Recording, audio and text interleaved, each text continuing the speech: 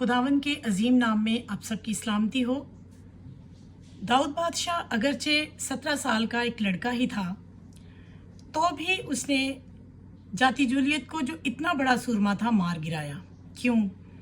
क्योंकि जाति जूलियत की ताकत की वजह से उसकी सारी कौम उस पर बड़ा फ़ख्र और नाज करती थी, और इसीलिए जाति जूलियत और उसकी सारी कौम घुमंड से भर चुकी थी, और उन्होंने ज़िंदा खुदा की फजीहत और तहकीर की।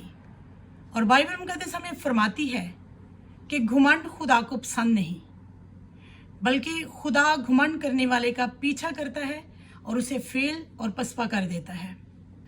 और इसी तरह हमने पाकिस्तान और भारत की जंग में भी देखा कि खुदा ने भारत की गवर्नमेंट की घुमंड की वजह से पाकिस्तान को इतनी बड़ी फतह दिलाई है, जबकि पाकिस्तान को एक कमज़ोर और नाचीज़ मुल्क समझा जा रहा था।